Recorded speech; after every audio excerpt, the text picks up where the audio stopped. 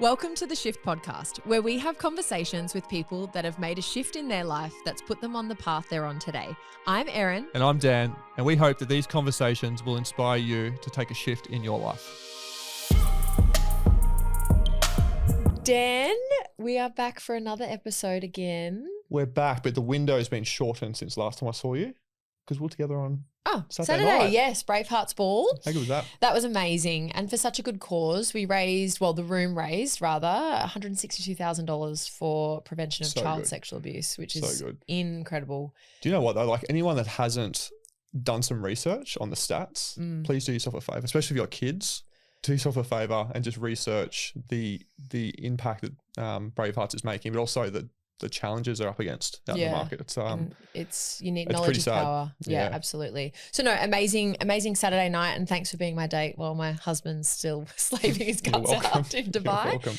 Today's guest is a powerhouse in the Australian e-commerce industry and female founder space. Lisa Jones is the founder of Shecom, a thriving community helping women build and scale product-based businesses through connection, mentorship, and real-world strategy.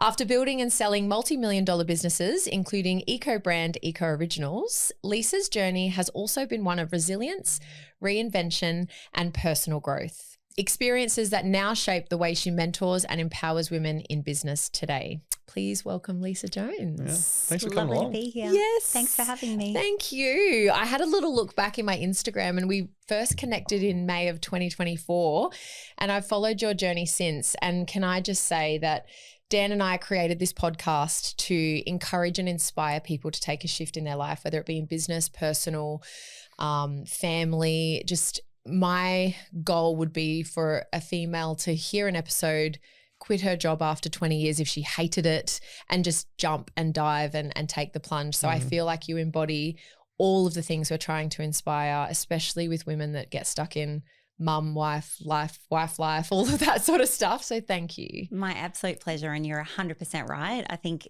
inspiring other people to make a change in the world is maybe a legacy some of us can leave. It's also something I'm really proud of doing. Yeah, and you definitely are making waves in that space for sure. Trying to do a bit of research and a short snippet of a podcast intro is very difficult for you because there is a mountain of amazing things that you've done. So we just want to go back a little bit and spend a little bit of time in where it started. You had the brand Eco Originals with a previous partner. Can you tell us a little bit about that? Yeah. And look, I always love to point out that I also was just a corporate girl working my way up the corporate ladder for a really long time. Most of my 20s were spent around Australia in the Middle East, working in commercial property and working for global property companies. And so I kind of feel like I earned my stripes of what essentially destroyed my soul.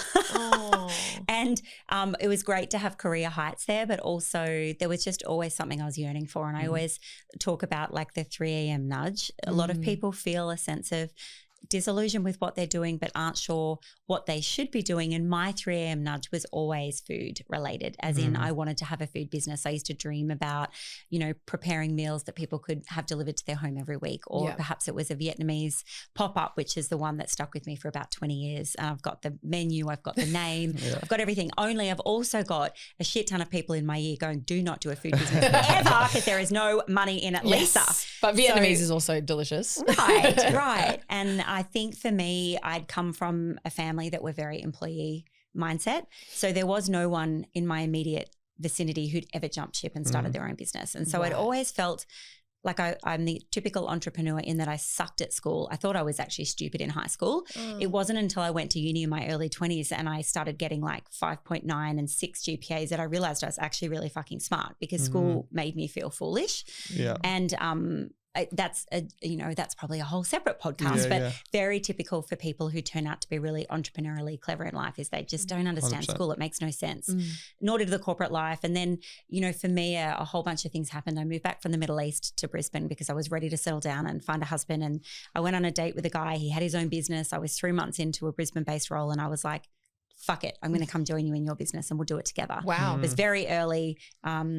all kinds of red flags that I can see in hindsight right now, but didn't see them at the time. And that was the very start of actually, before Eco Originals, we had a $3 million a year turnover, 19 staff business called Sustainable Man, which was, we had a solar heart territory. So it was trades based. I learned pretty much, I call that my training ground of what the fuck not to do in a business. I could write a whole book of the things I fucked up in a business, but it was a really good training ground for all of the things that were ick about running a business, building teams, you know, having huge warehouses and commitments and $400,000 a month of solar heart bills that would come in every month, and the end of the month would start to roll around, and so would my kittens and conniptions.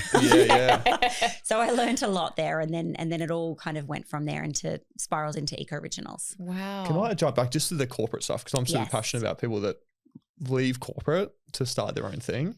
Outside of obviously having an opportunity to do it, what else? Was there anything underlying for you in that corporate world where you're like, this isn't for me anymore? I think, look, I actually am playing with an idea of a new tattoo at the moment, and I want to tell this little story for just a moment. I was completely clean-skinned until 45 years old, and then I've started on, I think this will be my 9th or 10th tattoo, and they're all song lines for me. They're all hidden, they're all fine line, and they're actually just, they're for me. They're not for anyone else. And there's a new one I would like to get tattooed somewhere. I'll probably do it next week in Bali, and it says, "She was never too much." And I feel like my corporate life, I was always too much, and I was told to talk slower, you know, be quieter, don't look at everybody so boldly, dress down, you know, like, yes, you're smart, but hang on, go for the job interview of the managing director of that country, but we can't give it to you because you're a woman. We need to put a man in. And so he'll be the figurehead, but you'll do all the work. You know, this was a bit of a theme for me because I'm a natural leader and I gravitate to being very project driven. So I see something that needs doing and I hurl myself at it. And then the men who were the actual bosses and were often quite lazy, and they would take all the accolades. So that was a bit of a theme for me, and I was very happy to leave that shit behind. Absolutely. It's so unfortunate how common it is. It is so common. And I feel like if we do look at where we've come from, there has been, I think, quite a shift, but we're still nowhere near where we really should be in that. Well, it's been 20 years this year since I've worked in the corporate world, and I call myself unemployable now. And I secretly also have a bit of a joke when I'm talking to friends and I'm like, I could never go back and work for the man, which is what I call the corporate world. And it's not about it being a man or a woman. It's just I am unemployable to anyone else because I think and feel and move too quickly to be employed by someone else. Yeah. 100%. Wow. And so from the corporate world, were there any things, because we've had a number of guests, amazing guests on here that were kind of institutionalized by the corporate world. And some of their advice to our listeners is don't think that that's the only way. Like, would you kind of resonate with that? Yes, but I think you have to play a game in the corporate world. You know, I was in commercial property and it's a big swinging dick club, and, you know, definitely there was a lot of ceilings put in place for me there. So I think it's probably vertical and industry dependent. I think what I love about working for myself, if I reframe that, is how there are no ceilings or rules for me. That's the most freeing thing I've ever had in my life, is that it comes with a lot of headaches. You know, my OPEX are over 400 grand a month before break even. That's a lot of things that you have to sell every month before you cover everyone's wages. And that is a pressure, but equally next month I could blow it up and do something completely different, and I don't need anyone's permission to do anything. And that's freedom. So yeah. Absolutely. It's that entrepreneurial I was the same in corporate, where I was at Coca-Cola, so climbing the corporate ladder. And then when I stepped down and did my own thing, it's like the shackles come off and there's no red tape. Right. And it's like, if you want to do something, you have a crack at it and you learn quickly because it's your own cash. Yeah. You're not playing with the man's money. No one needs to give you permission. Yeah. Yeah, absolutely. So can I ask you a question? What does success look like to you? Because everyone has a different idea of that. And I think, you know, for me, it's contentment. And some people it's the fast car or the expensive car or the new handbag. They're all lovely things to have and we all like them. But what is success to you? So such a beautiful question to ask. Thank you. And a really interesting time in which to ask it of me, because I am in a position at the moment of considering a little bit more clearly. I separated from a marriage in October. My daughter's in a new space for herself, and I'm dating, which is a new thing for me. So what does success look like for me? Looks different than it maybe did a year ago. And I interestingly am, first of all, I need to set this tone that I'm incredibly driven and I want my $50 to $100 million exit. I haven't had the number that I've been looking for on my previous exits, and this time I want to never have to work again. But the truth is that's perhaps a little ego driven, because how much do we all actually need? And this has been my last week or two of unpacking. Why, Lisa? Why are you driven that much? Because that's a little OTT. And secondly, how much is actually enough? And then what do you actually want to do with your time? Because you're so, I am so adrenally fatigued right now that I run like a mouse on a wheel, and I don't know what it would be like to slow down. So I feel like all of those things form each of our versions of success. Sometimes there's a lion chasing us and we have to question why. Who is the lion? It may be I'm still trying to prove myself to my parents. I don't know. I think maybe I'm still trying to prove myself to the private girls I went to school with. All those things are relevant and real. And the truth is, and when I broke it down just recently to a friend, it's like, actually, I want to bake sourdough and I want to watch my kimchi ferment in the ground on a little farm that I own, and I want to listen to the magpies tell their story to me every morning. And then I probably want to fly off and do a keynote in Sydney for a fuck ton of money, write a new book and have a potty on the side. I can't not do those things. But ultimately, I think my exit of a company is for financial security, because I've been through 2 marriages and that's been tumultuous. I don't come from a wealthy family that have gifted me money. I feel like I need stability and security for my daughter, and I want to have multiple properties that generate income to be able to grow old with nice things. So that was a very long-winded way of answering that question. But it's a really relevant question, and just to give you one sentence would be disingenuous because it's complex. Yeah. And I think it's important to highlight to the listeners that it changes. It does. You could feel a particular way about it in 12 months' time, and that could change for you again in another 24 months' time. So to constantly check in with yourself about what that looks like is very important. Well, I think what's really worth also mentioning is, like, we have a saying in my team, at what cost?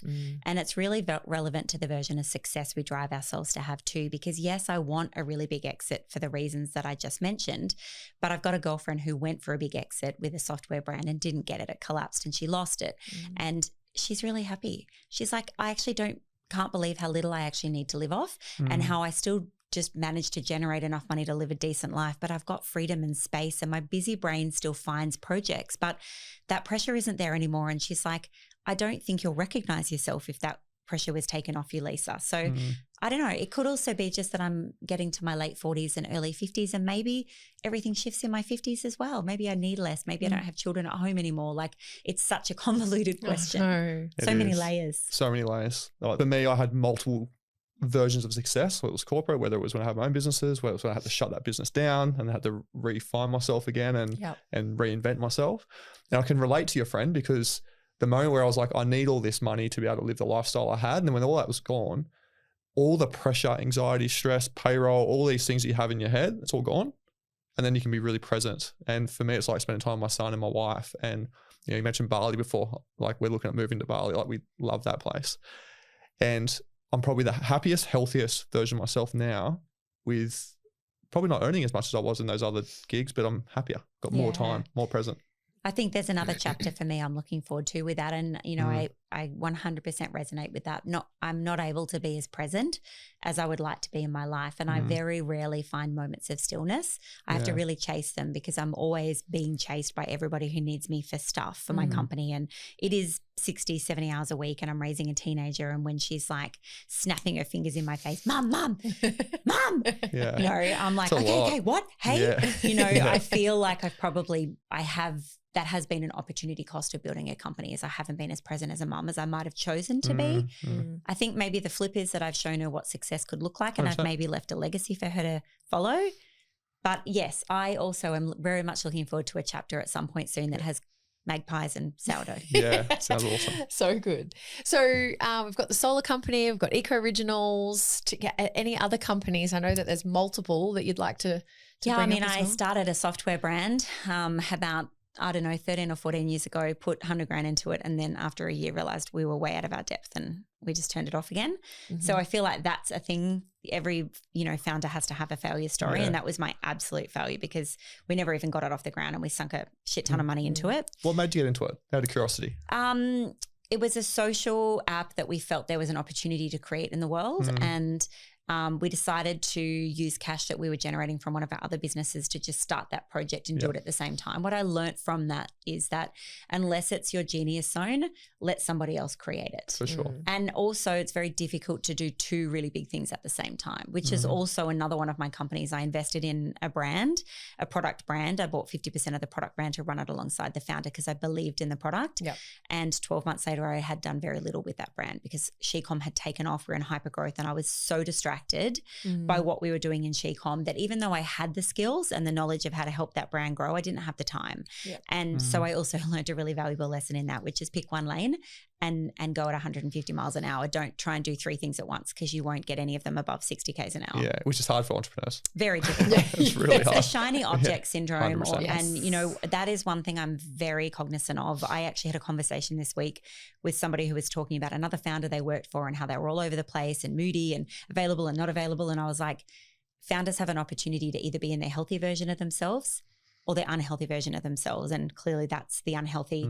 I could be a bit like that, but I have to work every day to balance myself to be the best version for my team. I have over 45 in my team and I am their leader, and it's my job to fatigue management them. It's my job to inspire them and to keep them attached to the mission because we all work really hard. And if I'm not the best version of myself and if I have shiny object syndrome, I'm going to lead them down a garden path that they'll all quit and leave. So I can't do that. And I have to manage myself every day in that space. Speaking my language. Love it. Yeah, and that's not easy to do. It's not. It's not. It's a daily battle. It's a daily, well, hourly often. And it could be hourly. Yeah. Yeah. Yeah. And our minds just go like, oh, that's such a good idea. Oh my God, there's a gap in the My market. brother's oh like, I'm laughing because my brother's like that. I do a bit of consulting with him and he's literally got businesses going on everywhere and he'll get one cranking and then something will pop up over here and then he's like, this is the new one. You'll get that to a certain point, but the problem is that you don't focus on what doesn't get your attention, you don't focus on. Correct. It doesn't get the results. So correct. So he's learnt that lesson a few times. I think what I believe in is that a founder has an opportunity to be all in on something when they feel the market is meeting the demand. So I knew about 3 years ago that what I'd created in terms of Shecom was even bigger than my nappy brand. It's got a really particular niche that nobody was sitting in and it's global and it's really attractive to the really big global fintech and SaaS companies because they want my audience and they'll pay to get access to my audience. So I actually have a two-sided model of funding. Yeah, nice. I have clients who pay to be in our programs and events and retreats, and then we have corporate partners. Yep. So I knew fairly early on this was going to take off and I made a decision to be all in. Yep. So I don't get distracted and I am very cognizant of not bringing shiny projects to my team. Instead, we have a different approach. They would probably recognize as a leader that I don't have the shiny object syndrome, but what I do have is two things that they are really conscious of.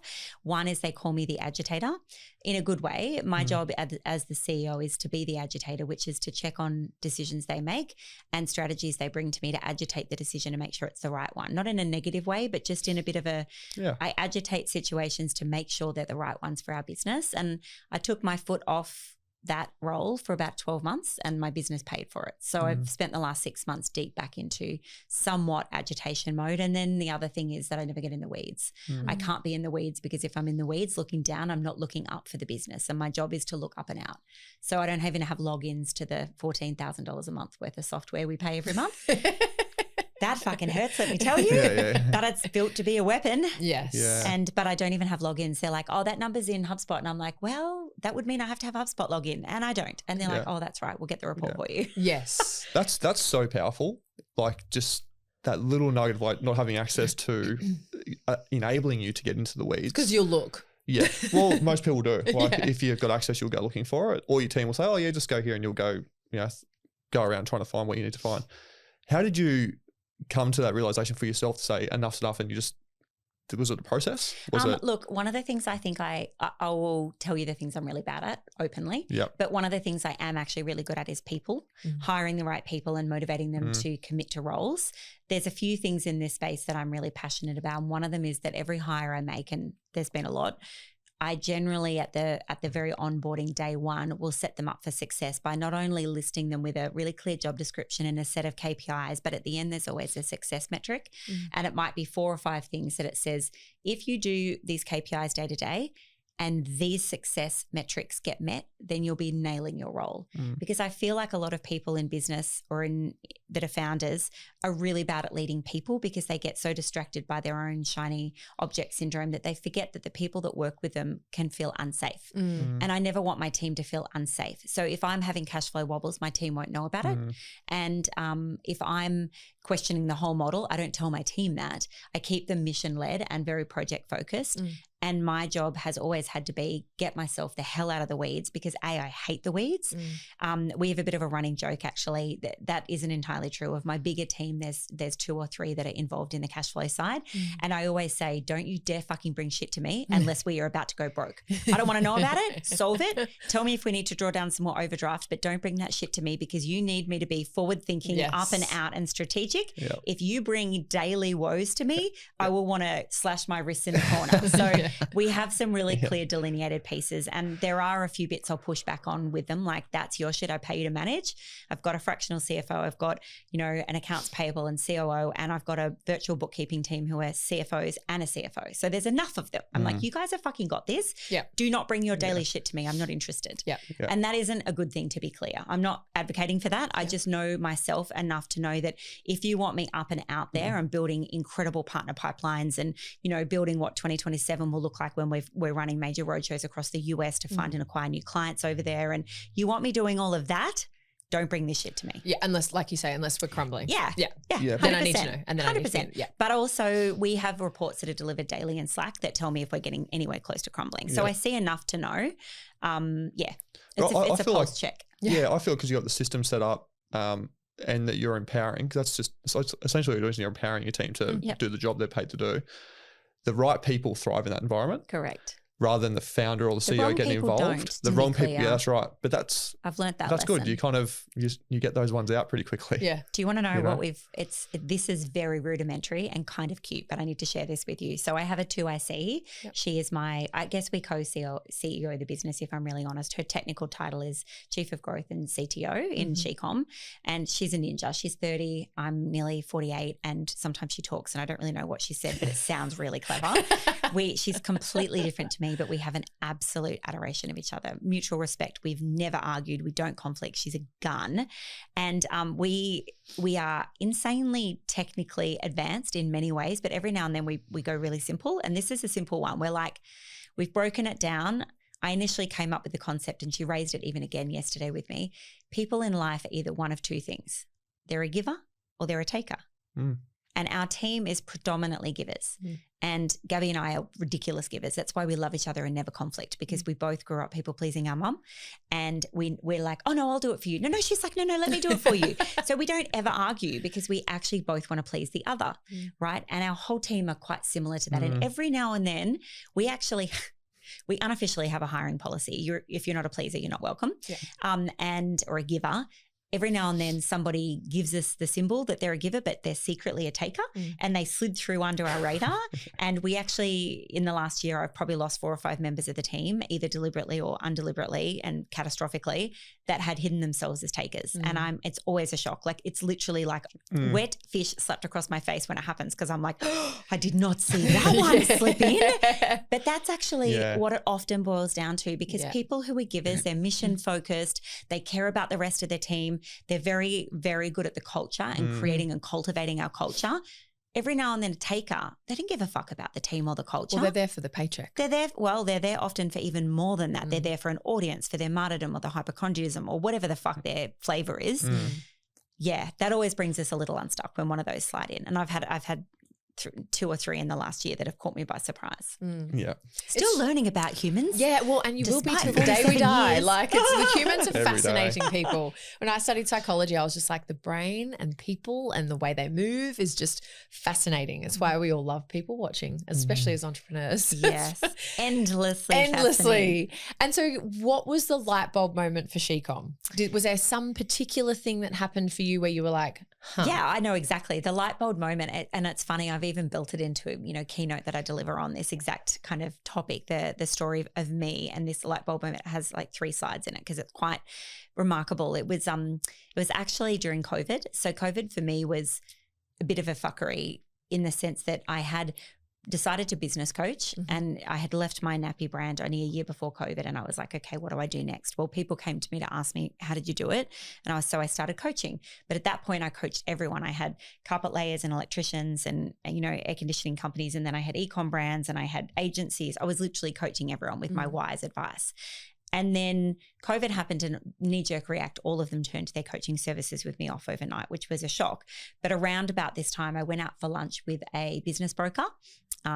We didn't know each other super well. We'd maybe met a couple of times, and we were sitting, I still remember the exact restaurant we were sitting in, and we're having lunch, and I was telling him what was happening, and he's like, oh, Lisa. He's like, let me ask you a question. What kind of car does a general practitioner drive? Your everyday regular doctor. And I was like, I don't know, like a Mazda? He's like, I was just about to say Mazda. And he goes, what kind of car does the boob doctor drive? And I was like a bit ready to be offended. The boob doctor? And he's like, yeah, the boob doctor, Lisa, the specialist. What does he drive? And I'm like, Lambo, Maserati. He's like, you are currently the general practitioner and you need to be the boob doctor. And I was like, what? And for about a week, this loop just went round and around and around.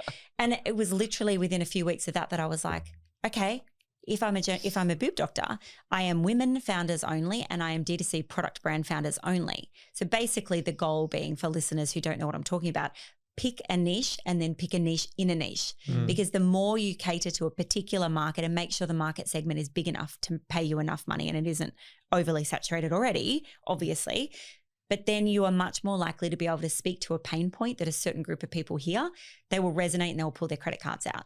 If you're too broad, you're pitching to everybody but appealing to nobody. And that was like a light bulb for me. So forever hereafter, I will be some form of boob doctor. Yeah, love that. I love that. You need your boobs done. I've been working on being a boob doctor for a long time. Yeah. I just had my boobs done. Oh, did 3 you? weeks ago. Oh, they look great. Very relevant to talk about the boob doctor. Oh, I love that. And so She-Com is, if you had to give us an elevator pitch on She-Com and for our listeners, what is it? I mean, at its core, it's a community of female D2C product brand founders globally. Yeah. So inside of that, we have lots of events that are even free. So we get our partners to fund cocktail parties, conferences. Yeah. We run retreats. We do road shows. And so we try and educate, but we also try and be the connective tissue between all of the ecosystem of partners that they need to know. So they're looking to She-Com for education, but they're also looking to us for a curated set of essentially a curated marketplace. So if you have a product brand, you're like, shit, which app do I put on my Shopify store? Wait, am I on Shopify? Am I on Wix? Am I BigCommerce? Or am I Magento? Like, what the hell? And it's so busy that they don't know who to believe or what to do. So we are like essentially a trusted community, and we monetize it from both sides. Yeah. Is there a certain entry point? So is it complete startup? Complete startup. So zero revenue to? I mean, look, at the moment, most of our founders tap out of us around about 30 mil a year when they're starting to scale with bigger teams. That's something in 2027 we're going to hit on the head in a different way. But that's primarily because our coaching programs really have catered for that $0 to $1 million a month. Yeah, that's where we really sit. We've got 3 coaching programs inside of that to teach them the pieces that they need with different level coaches, different level trainings. But that's on us that we haven't got the bigger founders, but we will work on that too, because it's a diversity piece too. It's supporting female founders at any revenue level. Yeah, love that. And I also, you do the awards as well, don't you? And having all of those submissions of some amazing products. There's so many talented people in this world. That just must be so mind-blowing for you that you're looking and judging and kind of seeing all of these things. Oh, it is. And I think probably where I'm most passionate and advocate for is the female founder who had an idea and who had the balls to get it into production. China, maybe she's had it produced locally. She developed a prototype. It's a dream. It's her 3 a.m. nudge. And then she gets the product and then goes, oh, fuck, now I need to actually sell it. So it's one thing to solve a niche in the world that you feel like you've identified, and it's another thing entirely to take that $50,000 worth of stock you just took out of the home loan that sits in your garage and actually sell it. And so I probably identify most with her, which is why our community is largely fed with this earlier stage founders. When they've grown and they've got a big team around them, they're less interested in the connective tissue that pulls us together. They kind of are already in their own trajectory. But for us, they're our females where we want to acknowledge they're isolated, they're alone, they're lonely, they generally don't have support support from their families and friends, because everyone's like, the fuck did you do with 50 grand? And what the fuck is your garage full of? Yeah. You idiot. And whereas we're like, that's an epic idea. Now let's scale your revenue. If you got email on, like, are you using SMS? What's your CRO on your website? Let's have a look at these pieces and let's help fix it for you. That is probably why that's where we've ended up predominantly, because that's my mission. Yeah. Wow.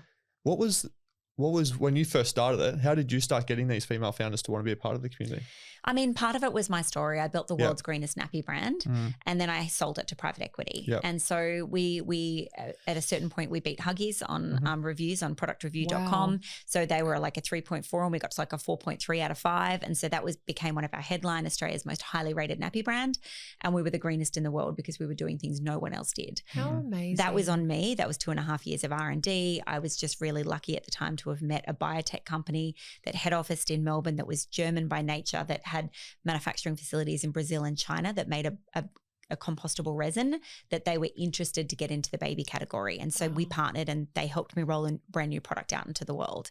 Timing and synchronicity is a whole other topic. Yeah. Wow. But I think, you know, there's probably the legitimacy for me of having done that first.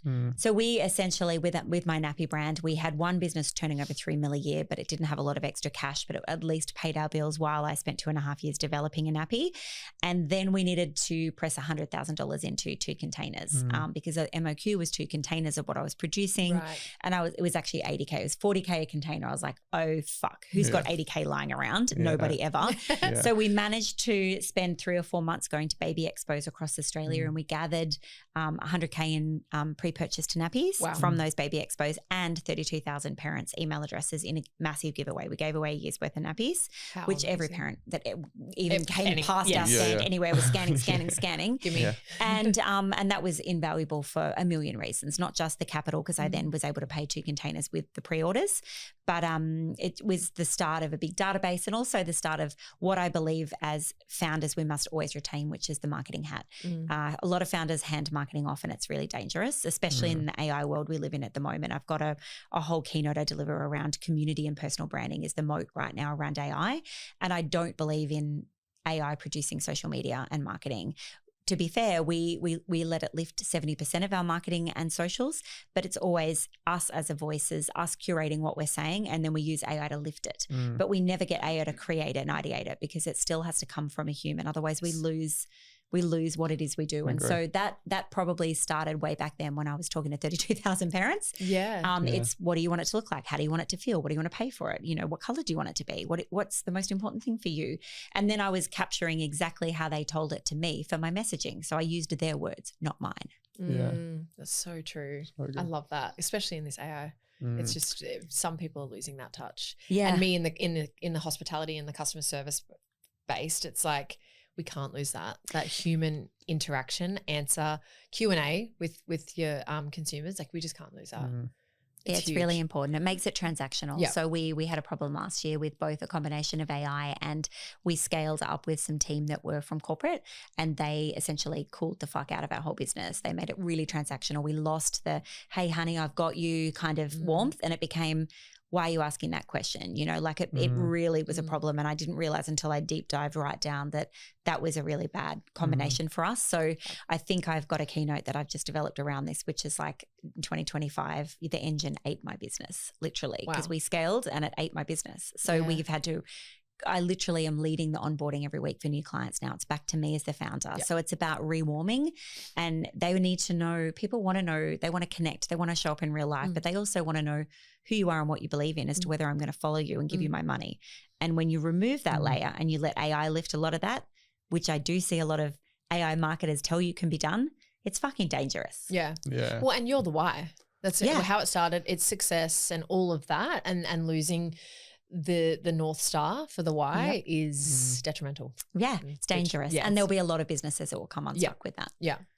And so you talk a lot on social media about losing weight and leaving domestic violence relationships and marriages. And I just think it is so goddamn powerful for someone to realize in their life something that is not serving them, whether it be it's going to affect children, assets, future. I'm sure there were moments where it was very unknown for you, but I just think that that is something I'd love to share with our listeners, because if anyone is listening in that mindset, how it can be done. Yeah. I think it's bravery. If I'm really honest, I bring it down to it's braver to walk away than it is to stay. Yeah. I know a lot of people who've stayed in jobs for a long time or marriages for a long time that are really unhealthy, toxic, or even just mind-numbingly bad, right? And I think that sometimes the unknown is scary for people. And I definitely I don't believe I grew up being really brave. I think it's perhaps the silver lining of being in a DV marriage was that I found my inner lioness towards the end, certainly not during it. Yeah. But the lioness protected my daughter. In fact, I have a few tattoos that are really meaningful for me, but one of them, and it's on my hip, is Wild Woman.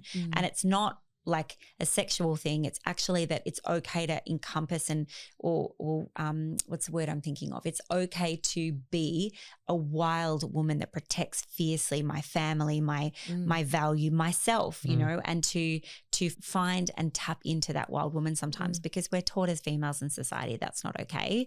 And I think it's bravery to walk away from all the things. It was bravery to have a gastric sleeve, to say there was another version of myself that needed to be born into the world. And for listeners, I've lost 65 kilos and I now weigh 60 kilos. So that's more than half my body weight. Wow. And then I've had 3 rounds of plastic surgery to remove skin.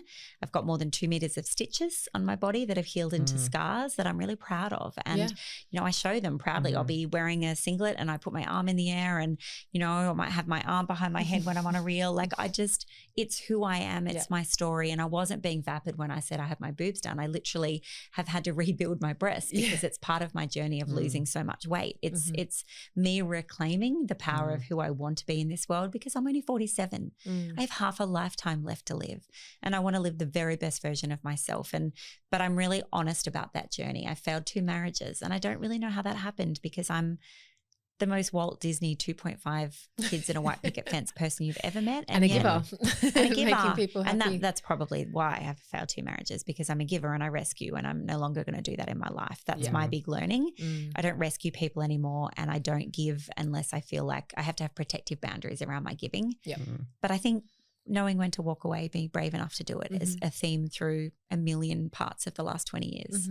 What were some of the feelings that came up for you to recognize it was time to walk away from a number of things in your life? I mean, look, they're all different things. There've been businesses I sold or crashed. There've been 2 marriages. There've been even my daughter, like pulling her out of mainstream schooling. That's probably the perfect example. You know, my parents, my ex-husband, my daughter's dad, my girlfriends are all like, oh, you can't pull her out of school. She's in a private school. She's 14. I was like, yeah, I don't fucking care. She's not thriving right now. She's actually significantly diminished her shine.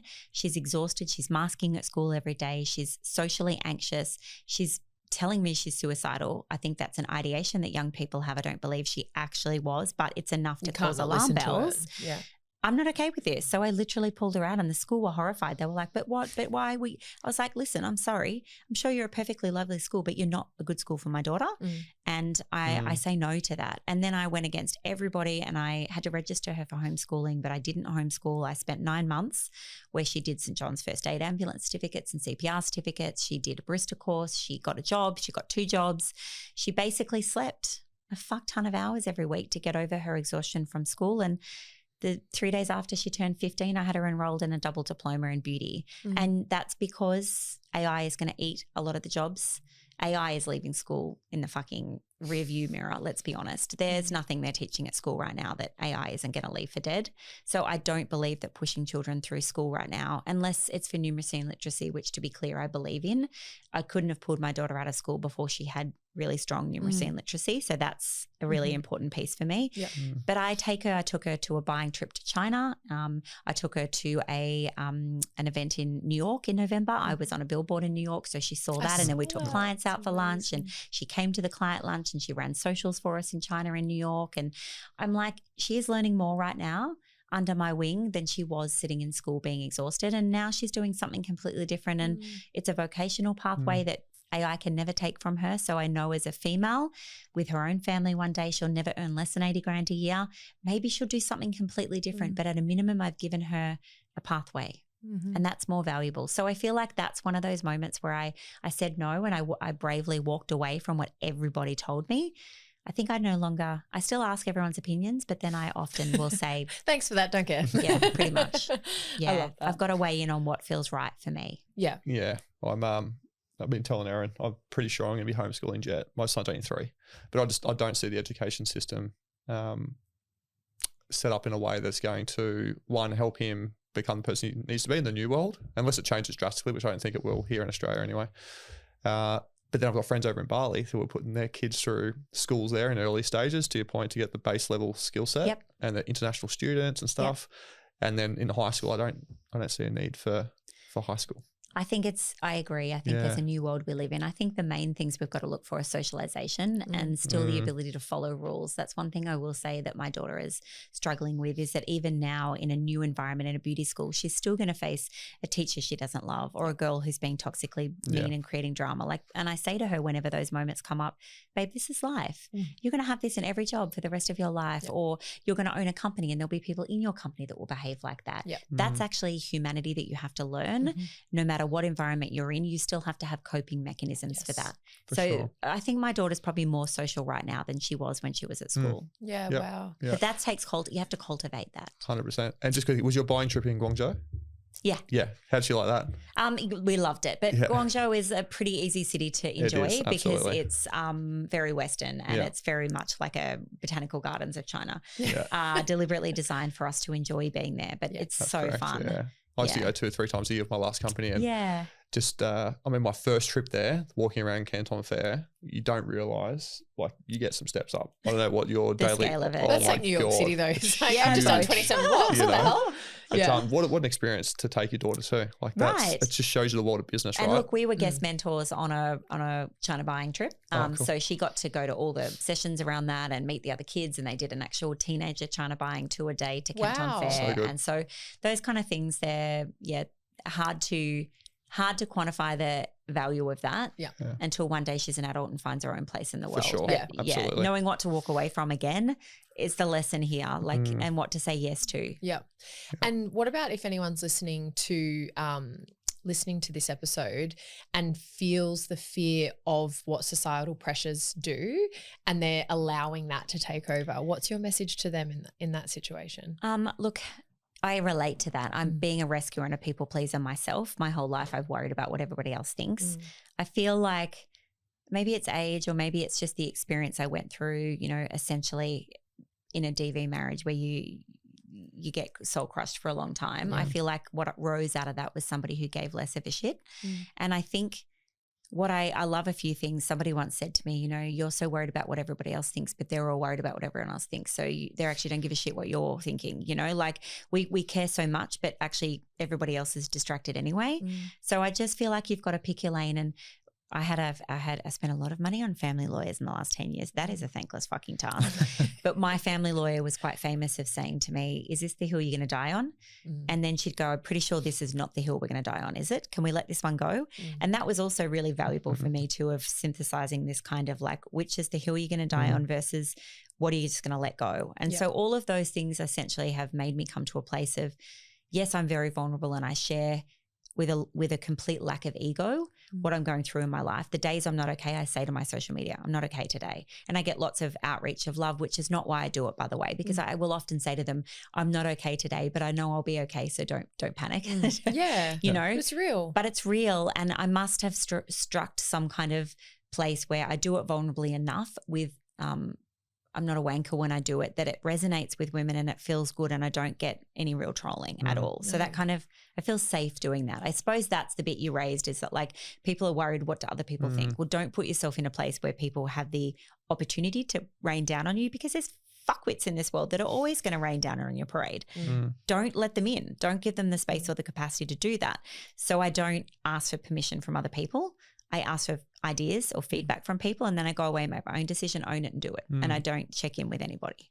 I love Probably that. Also not only makes me unemployable, but might make me difficult to be in a relationship with. But then it's also the bravery piece, right? Yeah. Being brave to just go, I'm doing my thing and Yeah. Especially with your daughter, it's that North Star of being a mum too. It's like my gut is telling me this is the right thing to do. And I'm not going to, yes, thank you. She has a father and I've heard what you're here to say. But at the end of the day, I'm making the call. Correct. And I think I let her dad and my ex-husband and my mum all have quite a big say in this. And I probably had to turn the volume off, down. How good. I love that. The big thing for me is the leader showing up as the best version of themselves. It's obviously you dropping half your weight. Yes.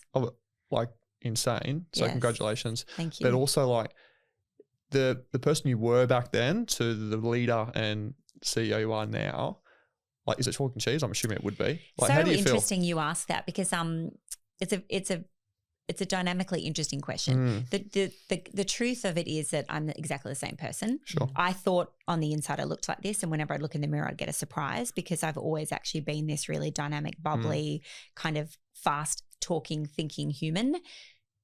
I probably became a wallflower of some kind where people didn't see me because of the weight.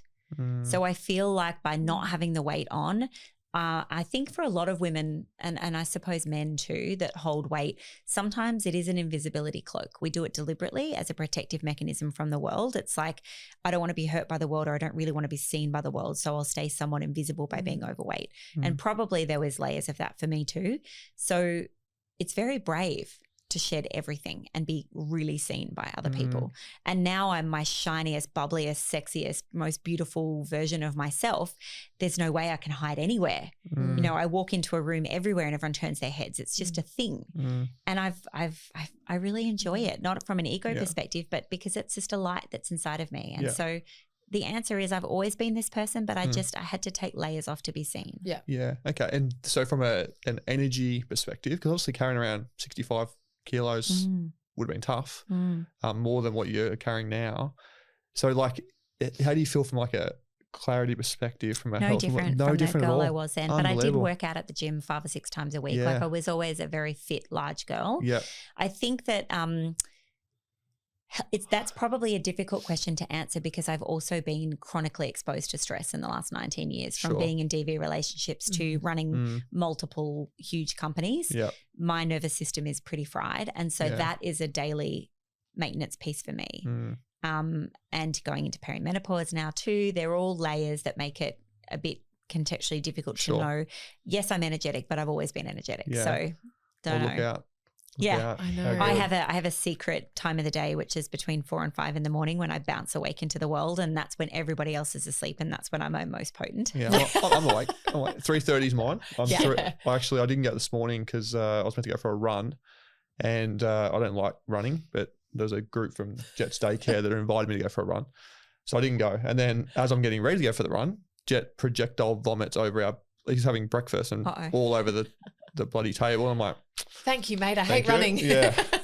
So he stayed home this morning and I'd look after him. And then my wife, Marky, she came and tagged me out so I could come down here. But so I avoided the run this morning, but normally I'm at the gym. By 3:30 to 5 is my sweet spot. Get up, look after myself first, and then the family's still sleeping. Well, interestingly, and I have just done a post about this the other day, but I'm in a season at the moment where I have no time for the gym. My mornings kick off with some entrepreneurial creative space early, but then at 5:30 I'm on the beach with my dogs. I'm barefoot, and that's my time each day. I get really annoyed if I miss that. And you're right, like I've just had 3 weeks post-surgery where I couldn't do it, and I was back there this morning and with a guy that I'm seeing, and we had this beautiful opportunity to like recognize again with each other what a perfect moment in the day it is. And it's the parasympathetic nervous system coming down. It's the eyeballs remembering magnificence, and you know the idea that the world is so much bigger and greater than we think it is because we get so micro focused. It's watching my dogs play and the joy that brings me. It's all of those things. It's the groundedness of my feet on the sand. It's all of those pieces together. And so I think for me, I've had to say this is a season I don't have capacity to go to the gym. I just can't lift it right now. I can't fit it into my world. I love the gym and it'll come back in a new season when I have space again. For sure. Can't do it right now. No, but like when you get weather like this like it has today on the Gold Coast. It's a beautiful day to be down the beach. It was a bit chill this morning. It was yeah. fresh, wasn't it? It's nice. The last few days have been chilly. I was like, ow, ow, ow on the cold sand with the bare feet. But I'm like, I need to ground. Ow, I need to ground. Ow. Yeah.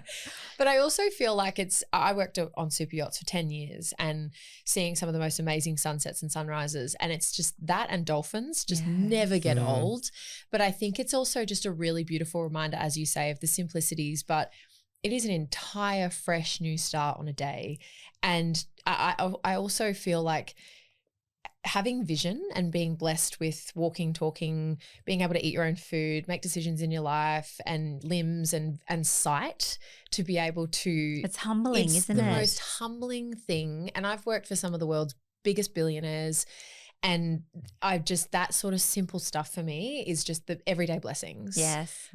So to remind yourself of that, especially in such a busy lifestyle and constantly looking ahead and being on the wheel and trying to make everyone else around you tick, you've got to have those moments of going, life's pretty damn simple. It's true. It's 100% true. And I also have a thing. I need good sleep. So I will go to bed, like, honestly, I can be in bed at 7:30 or 8, maybe 9 at the latest.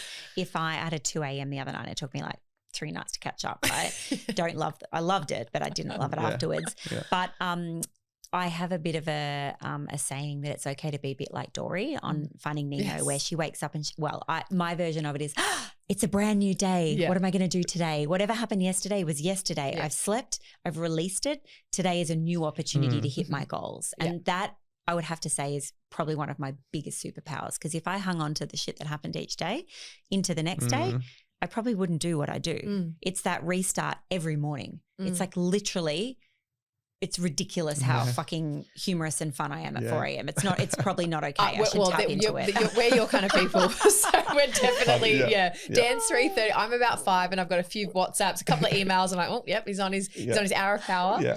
Yeah. I can't believe that we're 50 minutes into our chat and unfortunately having to wrap that up because I could just sit here for hours. Where to for Lisa Jones, and what does SheCom have in store for us? Well, we're growing into the US, and so we really are doing a big hyper-growth move again for the next 24 months, and there'll be an exit at some point. Then there's probably magpies and kimchi and sourdough. Yes. But I've had a podcast for like 4 years, but it's like, I would say it's 0.025% of my attention, and one day I would like to make it 100% of my attention. So there's some really cool things I'd like to unpack, but it's all in seasons, and I'm still in this season right now. So it's sometimes difficult to look ahead to see what the next season will look like while I'm still in this one. Whatever it is, it'll be the same flavor. It'll just perhaps be a different model. Bit spicier. Yeah. No, literal my ChatGPT, which I still use for my personal thought leadership, is like, Lisa is this, and this, and a little spicy, like a spicy margarita. Yes, I fucking am. I love that. When I started my business, a creative company sort of said to me, who are you? And I said, I'm half Janine Ellis and half Beth from Yellowstone. And I'm like, I really like that combination. Because she's our inner spicy bitch. It just wants to come out and smack some nails into some, with her Louboutins, and I'm just here for it. So hot. And for any female potential female founders listening, what is your advice to them if they've got an idea, they've got a fire burning in their belly, and after that advice, how can they engage with SheCom? Amazing. So fire in belly is amazing. Also, it comes at a cost to roll a business out. So it's not for everybody, and I'm really clear about that. There's a lot of time, energy, and money that needs to go into building an e-commerce business, and it just isn't for everybody. But if you have the burn that's too strong to let go, then come find us at shecom.co or follow me on my personal socials, which is where I love to connect with people. I get DMs that I respond to every day, and that's Lisa Jones _co.